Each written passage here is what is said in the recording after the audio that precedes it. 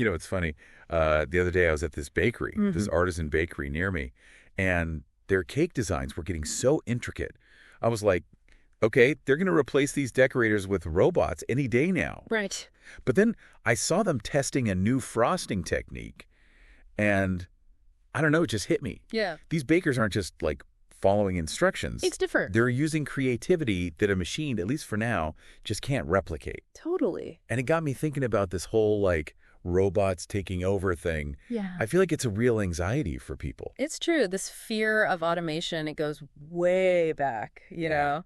But it is interesting. There's also this like excitement that runs alongside it. It's like we're scared and thrilled at the same time about what's possible. 100%. And speaking of possibilities, you listeners asked us to take a deep dive into this research paper from Oxford. Oh, yeah. Called The Future of Employment. How susceptible are jobs to computerization? Catchy, right? Definitely catchy. And the thing is, it came out back in 2013, which in tech years is basically ancient history. Practically a different world, yeah. So we're going to unpack how they do, were their predictions on point? But more importantly, what does this paper tell us NNW, looking ahead? Right, because so much has changed. Exactly. Well, the core argument they make is that we're in this wave of automation driven by, and you've heard this a million times, machine learning and big data. Sure. But here's the thing.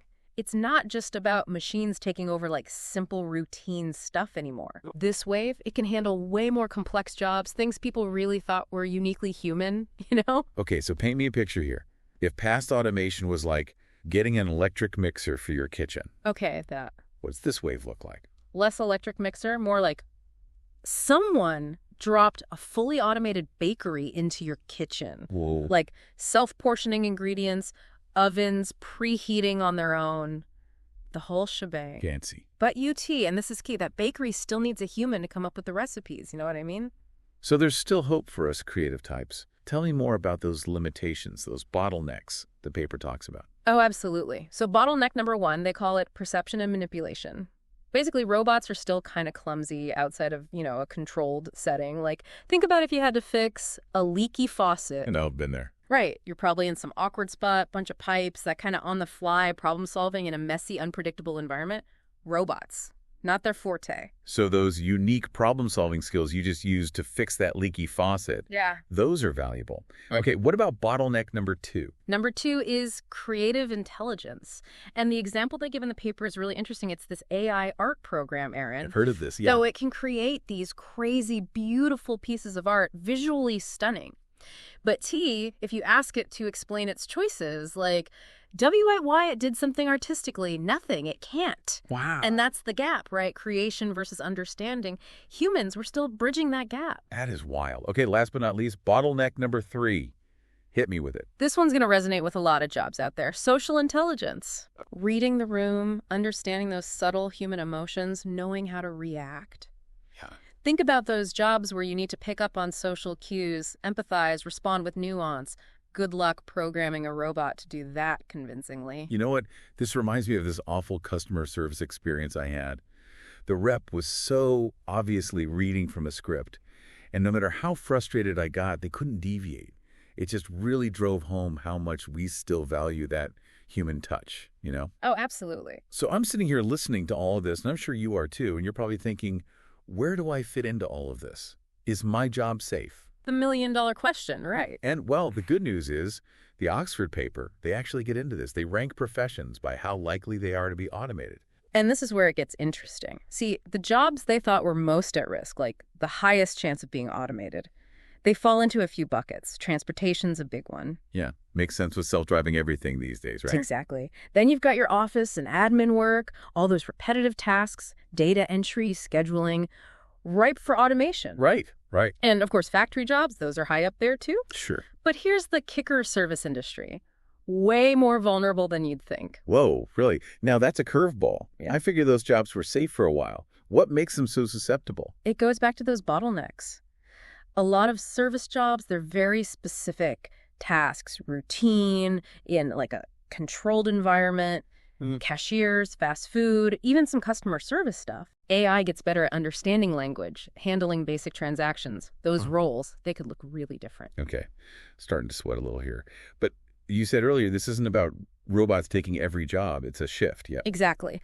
The paper, it really stresses this, not end of jobs, more like Yeah. what skills are in demand. Those are going to change. Got it. The things that'll be most valuable. Creativity, that social intelligence we talked about. Adaptability, complex problem solving. So if you're someone who, like, thrives in chaos, unpredictable situations, thinking on your feet, creative solutions, you're probably going to be all right. You're in a good spot. And this leads to something else the paper mentions, though not in huge depth, this idea of whole brain emulation. Whoa, hold up. Whole brain emulation, like uploading our entire consciousness. It's still theoretical, obviously, but the idea is someday we might be able to make a digital copy of our brains. Memories, experiences, personality, the whole 9 yards. Your consciousness, your essence, running on a supercomputer, experiencing anything you can imagine. So, like, work? Maybe not so necessary in that world. The Oxford paper, they barely scratched the surface on that one. Okay, yeah, that is next level. I get why they didn't go too deep. It's kind of blowing my mind. But it does make you think, if we could do that, what would we do with ourselves if work was optional? We all just going to be artists and philosophers. The million-dollar question, right? What happens to our sense of purpose when work isn't a need? Yeah, it's like we'd have to redefine what being human even means, what our purpose is if our basic needs were met and we had access to, well, anything in this digital world. Exactly. And that's what makes this whole automation thing so fascinating. It's not just robots doing stuff faster.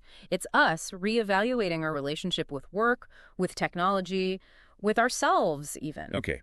Need a minute to process that one. Yeah. We went from robots fixing leaky faucets to uploading our minds.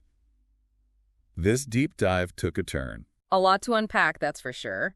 But it just shows you how fast things are changing and the huge questions it raises. So where do we go from here? What are your thoughts on like how we navigate this as individuals, as a society? Well, the paper suggests focusing on those uniquely human skills. The creativity, critical thinking, emotional intelligence, those are key. So it's like those inherently human abilities, they're an investment, even if the future involves, robots and brain upload. Exactly. And it's bigger than just job security. It's about finding meaning when the world's changing so fast. It's like this whole robot thing. It pushes us to think beyond just what we're going to do for work, more like what's our purpose going to be? What does it even mean to be human if work isn't the center of it all? In the paper, it kind of hints at that, right?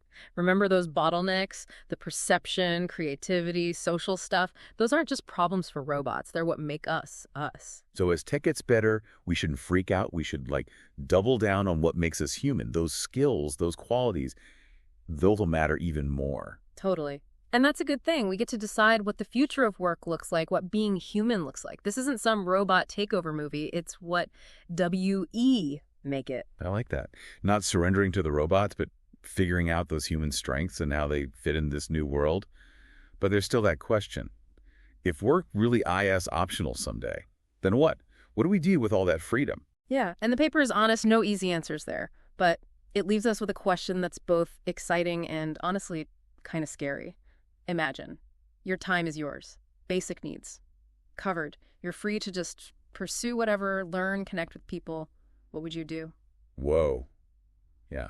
Okay, that's going to keep me thinking for a while.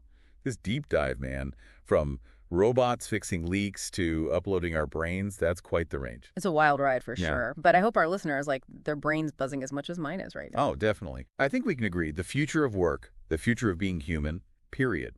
Lots of unknowns. But if nothing else, we're not just along for the ride. We actually get to shape what that looks like. Couldn't have said it better myself. And who knows, maybe instead of being scared of robots, someday we'll be thanking them for freeing us up to find some even bigger purpose. Now that is a future I can get behind. Great.